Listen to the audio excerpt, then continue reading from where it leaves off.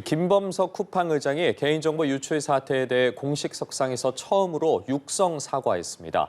하지만 쿠팡 INC는 법적 책임에 대해선 여전히 부인 중인데요. 향후 집단 소송엔 과연 어떤 영향을 미칠지 짚어보겠습니다. 이 밖에 유관순열사 조롱 영상 논란 등 주요 사건 사고 소식 손정혜 변호사와 함께 얘기 나눠보겠습니다. 어서 오세요. 안녕하세요. 예, 안녕하십니까. 김범석 의장이 육성 사과를 했습니다. 쿠팡의 실적 컨퍼런스 콜에서 사과를 한 건데 그 목소리부터 듣고 여러 쟁점들 짚어보도록 하겠습니다. I want to apologize again for the concern and inconvenience this has caused. Everything we've built at Coupang has been driven by a single focus, wowing our customers.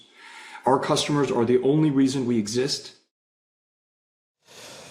쿠팡의 정보 유출 사태가 빚어진 게 지난해 11월 말이었습니다. 그리고 약 한 달 후였죠. 12월 말에 사과문 형식의 발표가 있었는데 올해 이제 2월 말에 육성으로 사과를 했는데 영어로 좀 진행이 됐습니다. 어떤 부분 좀 눈여겨보셨습니까? 그렇습니다. 대만에서도 유출 피해가 이제 발생하다 보니까 이제 문장 형태, 그러니까 문서로 사과하는 걸 넘어가서 육성으로 직접 사과하겠다는 경영상의 판단이 있었던 것으로 보이고요. 이 매출의 90%가 우리나라에서 발생을 하지만 기본적으로는 쿠팡이 미국 기업이다, 미국의 보호를 받는 기업이다라는 점을 강조하기 위해서라도 이 언어를 한국어가 아니라 영어를 채택한 것으로 보이고요. 그런 만큼 쿠팡이 이 글로벌 기업, 미국 기업으로서 미국 내에서의 어떤 제도와 규제를 받는다, 한국에서의 여러 가지 이제 주장들에 대해서 방어적으로 나오는 부분들도 같이 해석할 수 있지 않을까 생각이 들고, 특히 지금 피해가 우리나라에만 국한된 게 아니기 때문에 발표한 형식은 영어로 선택한 것으로 보입니다.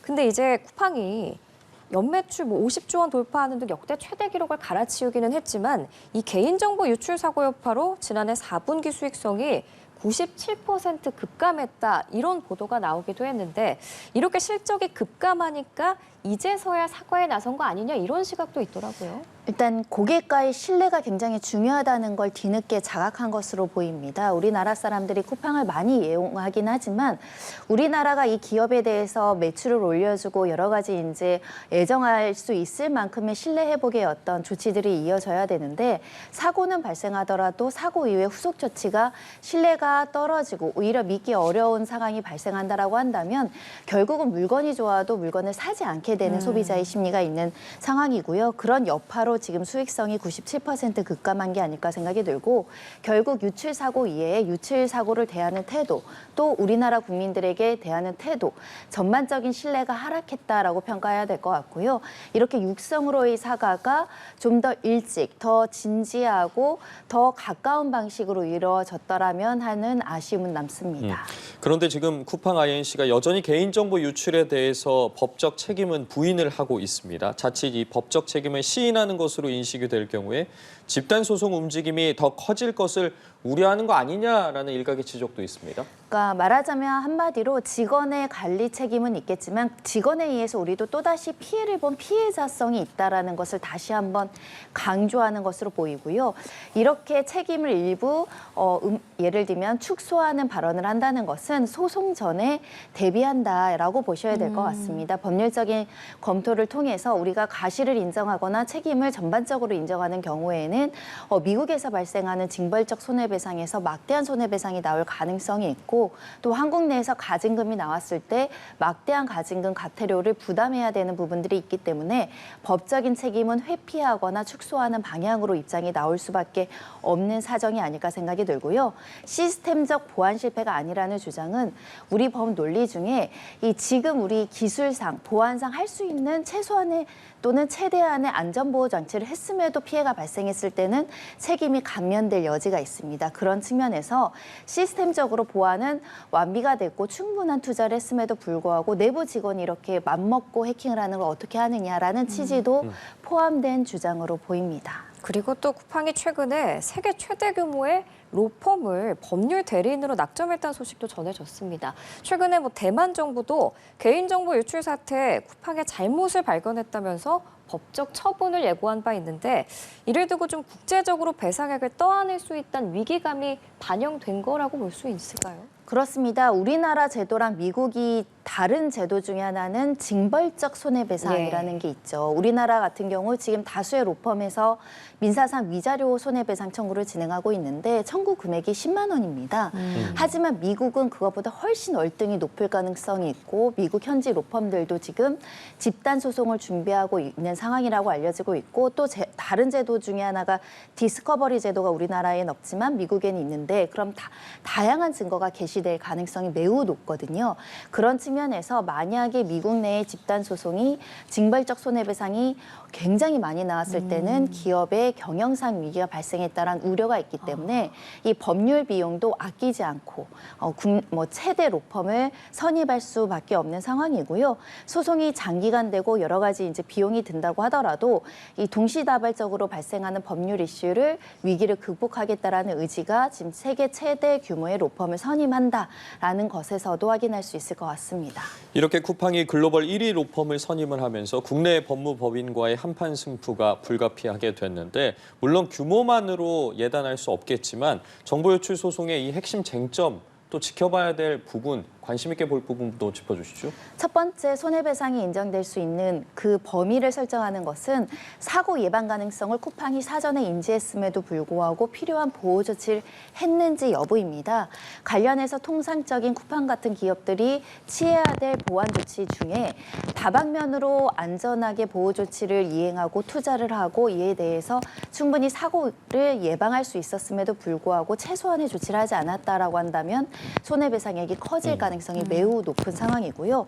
두 번째로는 이 사후적으로 정보보호가 이제 피해가 발생했다라는 걸 인지하고 나서도 즉각적인 처리를 하지 않음으로 인해서 손해가 확대된 측면이 있거든요. 그런 측면에 있어서 후속 조치도 필요한 조치를 했는가도 중요한 쟁점이 될 가능성이 있고 특히 내부적으로 정보 관리와 관련해서 이 부실하다, 결함이 있다, 그리고 사고 예방 가능성이 있다라는 여러 가지 문건들이 제시될 가능성이 있습니다. 그렇다고 한다면 예견 가능한 사고를 만연히 보호 조치나 투자를 하지 않아서 손해를 발생했다는 점이 충분히 입증될 수 있기 때문에 이런 쟁점들로 소송이 진행될 것으로 보입니다. 예, 미국은 말씀 주신 것처럼 징벌적 손해배상이 있지만 현재 개인정보 유출 피해자 중 일부는 국내 법원에서 집단 소송을 벌이고 있는데요. 국내 소송의 경우에는 1인당 보상 청구액을 10만 원으로 정해서 소송을 제기한 상황인데 그러면은 국내 피해자들이 최대한 받을 수 있는 금액이 10만 원인 건가요? 일단 얼마를 청구할지는 원고가 직접 결정할 수 있는데요. 10만 원을 선택한 이유는 과거의 정보 유출 사건으로 위자료 인정된 예를 들면 2016년 인터파크 사건에서 인정된 금액이 1인당 10만 원이었거든요. 그걸 고려해서 10만 원으로 책정한 것으로 보이고 또 일부 로펌에서는 100만 원을 청구하겠다라고 주장하고 있는 만큼 청구 금액이 중요한 게 아니라 실제로 법원에서 인정되는 금액이 중요하지 않을까 생각이 들고요. 앞서서 SK 같은 경우에도 지금 조정 권고안으로 나온 금액이 있죠. 그런 금액들을 고려해서 10만 원 수준으로 청구하는 이제 로펌들이 있는 것으로 보이는데 이것 자체도 우리나라가 위자료에 있어서는 좀 소극적으로 금액이 인정되다 보니까 높게 청구하지 못하는 현실을 반영하고 있는 것으로 보입니다. 예, 알겠습니다. 저희 이제 주제를 좀 바꿔보도록 하겠습니다. 참 분노하지 않을 수 없는 소식인데 최근에 소셜미디어 틱톡에 유관순 열사 AI 조롱 영상들이 올라와서 공분을 사고 있습니다. 문제는 현재 20만 회가 넘는 조회수가 나오고 있는 상황이고 더 황당한 건 이 사안이 공론화가 된 이후에도 멈추지 않고 있습니다. 그렇습니다. 딱히 제재나 처벌이 좀 어렵지 않겠느냐라고 만연히 생각하고 이렇게 역사적인 인물, 우리 국민들한테 존경을 받고 또 어떻게 보면 역사적으로 보호해야 될 인물에 대해서 이렇게 조롱하고 희화하고 개그의 소재로 삼는 일부 유튜버들이 있다라는 건데요. 아마 20만 회 중에 상당 부분은 분노해서 찾아가서 항의하기 위해서 또 조회하신 분들도 포함되지 않을까라는 생각을 하고 있는데 일단 즉각적으로 유튜브나 뭐 관련된 SNS나 관련된 업체에서 적절하게 즉시 삭제하는 권고를 해야 됨에도 불구하고 그것도 늦어졌다. 그리고 또한 이렇게 직접 올린 사람도 처벌이 능사는 아니지만 처벌 가능성이 열려 있고 또한 민사상 손해배상의 청구가 대상이 될 수 있다. 이 점을 알게 되면 이런 조치들을 즉각적으로 이제 삭제하거나 또는 아예 올리지 않았어야 마땅함에도 불구하고 매우 안타까운 현실입니다. 유관순 열사 AI 조롱 영상 현재 20만 회 조회수를 넘으면서 있어서 논란이 되고 있는 상황인데 문제는 경찰이 여전히 내사조차 착수하지 못하고 있다는 겁니다.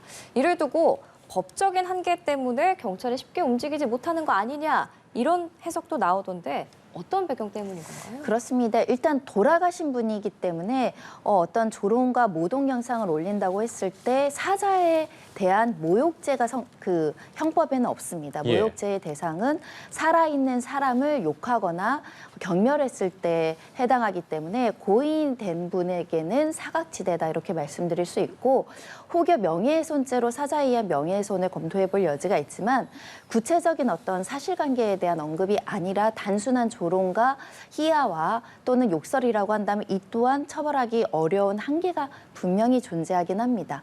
그렇기 때문에 오히려 형사처벌 쪽보다는 방통이나 유관기관이 이 유해 매체라고 판단을 하고 이와 관련해서 청소년이라든가 국민들에게 미치는 악영향을 미치는 콘텐츠로 분류해서 즉각 삭제하는 조치가 필요하지 않을까라는 생각이 들고요.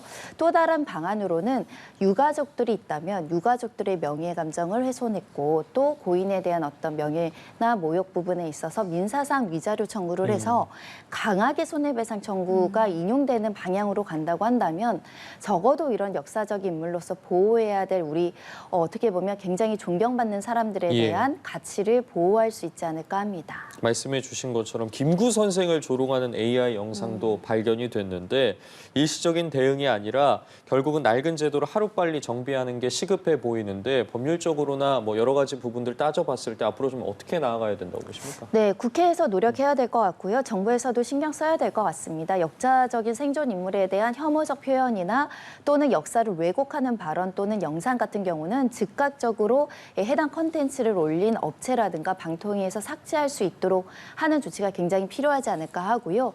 우리나라 위자료가 굉장히 낮다 보니까 사실은 유가족들이 손해배상 청구를 하더라도 변호사 선임비보다 손해배상액이 적게 나오는 경우들이 있거든요.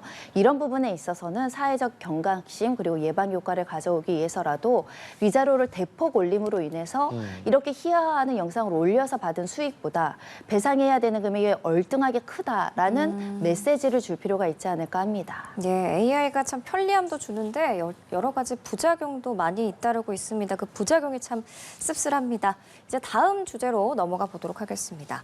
한 남성이 춘천시 한 도로에서 음주운전을 하다가 중앙분리대에 들이받는 사고를 냈고 도주를 했는데 이 음주운전 사실이 곧바로 덜미가 잡혔습니다. 어떻게 가능했던 건가요? 네, 바로 스마트워치 때문에라고 하는데요. 스마트워치에 충격 감지 기능이 있다라고 합니다. 충격한 이후에 10초간 아무런 반응이 없으면 자동으로 이 사고라고 인식하고 신고를 하는 기능이 있다라고 하는데요.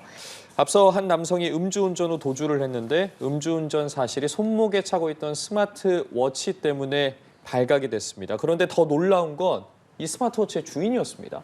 그렇습니다. 현직 경찰로 알려지고 있죠. 이렇게 음주운전을 현직 경찰이 있기 때문에 더욱 비난 가능성이 높은데요. 현재 이 경찰은 직위 해제된 상태입니다. 음주운전에 대해서 징계위원회도 해부될 것으로 예상되는 상황이고 더군다나 사고를 내고 즉시 음주 측정을 하거나 사고 처리를 한 게 아니라 집으로 돌아가서 음주를 면피하려고 했다라는 부분에 있어서는 중징계가 예상될 수밖에 없는 상황입니다. 네, 그러니까 경찰이 자택을 찾아가서 음주 측정을 한 거고 이때 혈중 알코올 농도가 면허 정지 수준으로 나온 거잖아요.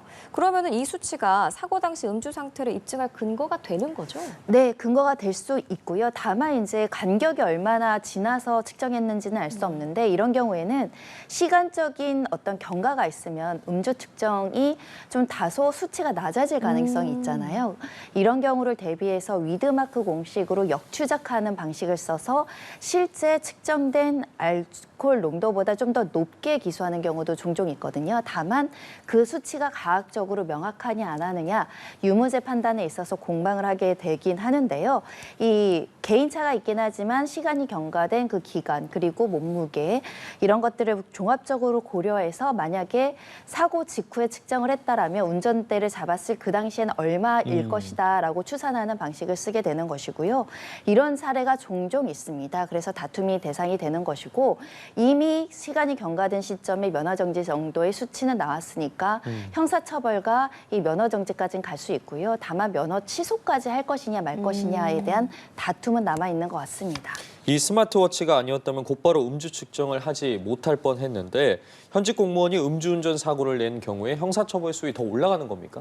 형사처벌 수위는 같지만 양형 단계에서 배려받기는 굉장히 어렵죠. 공직자이고요. 오히려 음주운전을 단속해야 되는 경찰인 신분인자가 사고를 내고도 사고 미조치뿐만 아니라 음주 사실이 발각될까 봐 바로 집으로 갔다라는 것은 그만큼 이 범행을 은폐하려는 시도가 있었다라고 평가될 수밖에 없습니다. 네, 알겠습니다. 이제 오늘 마지막 주제로 넘어가겠습니다. 최근에 모텔 연쇄살인 피의자의 신상 공개를 하지 않기로 함에 따라서 그 기준을 두고 논란이 계속 있었는데 검찰이 다시 신상 공개 심의 개최를 검토 중이라는 소식이 전해졌습니다. 재검토에 들어간 이유는 뭘까요? 왜냐하면 추가 피의가 계속적으로 지금 보도를 통해서 알려지고 있고 일단 경찰에서는 범행 수법이 잔혹하지 않다라는 측면만 바라봤지만 네. 실질적으로 뭐 흉기를 사용해서 사람을 해친다는 거를만 잔혹한 게 아니죠. 이렇게 불특정 다수의 사람들에게 이런 방식으로 이제 살인 행각을 한다는 것 자체도 잔혹하고 잔인하다고 봐야 되기 때문에 네. 어느 정도 비교적 유죄에 가까운 여러 가지 정황들이 보도되고 있는 이상 국민의 알 권리가 더 우선될 필요가 있지 않을까 생각이 들고요. 미국 같으면 벌써 신상 공개가 이루어졌을 겁니다. 그만큼 우리나라가 신상 공개에 있어서 좀 제한적이고 소극적으로 임하는 부분이 있는 상황이기 때문에 검찰에서도 현재 여론들을 감안을 하고 특히 유가족들이 왜 공개하지 않느냐 이런 반발을 하고 있기 때문에 적극적으로 신상정보 공개 요건에 해당하는지를 다시 검토하지 않을까 합니다. 피해자 유족 측에서도 검찰의 신상정보 공개를 촉구하는 의견서를 제출했는데 이러한 의견서 제출도 영향을 미치는 겁니까? 네, 유가족들이 강력하게 이것이 강력한 범죄에 해당할 뿐만 아니라 국민들의 알 권리가 차원에서라도 신상 공개가 필요하다. 그리고 굉장히 모방 범죄라든가 이런 것들이 염려되는 상황이고 이 사람에 대해서 딱히 보호할 만한 다른 가치가 없는 상황이라고 한다면 이 유가족들의 어떤 피해의 감정도 고려하고 또 일반 국민들이 이 자체가 여러 명에 대한 연쇄 살인 사건인데 중대한 범죄로서 국민들도 알 권리가 있지 않느냐 이런 사회의 다양한 의견들도 취합해서 결정하지 않을까 합니다. 네, 이렇게 신상 공개를 하지 않겠다는 방침 이후에 온라인에서 가해자의 실명 그리고 사진이 확산되고 있습니다. 법적으로 처벌 가능성은 없는 건가요? 처벌 가능성이 있습니다. 우리가 사실적시에 의한 명예훼손도 성립할 가능성이 있고 신상 공개 제도를 이제 탈피하면서 이렇게 임의적으로 사적 제재를 하는 것은 매우 위험성이 있는 행동이라고 말씀드릴 수 있을 것 같고요. 이거를 게시할 뿐만 아니라 퍼나르는 것도 사회적인 문제가 될 수 있다라는 점 말씀드릴 수 있는데 다만 이제 이런 수사가 개시되거나 실제 피의자 피고인이 이것을 고소해서 또 처벌까지 가는 경우들이 많지 않다 보니까 과연 뭐 이거 가지고 고소가 되고 처벌이 되겠어 이런 생각을 가질 여지가 있으나 실제 처벌된 사례도 적지 않다 보니까 올린 사람들이 계시다고 한다면 삭제 조치하는 게 필요해 보입니다. 예, 알겠습니다. 오늘 각종 사건 사고 소식 손정혜 변호사와 함께 짚어봤습니다. 말씀 고맙습니다.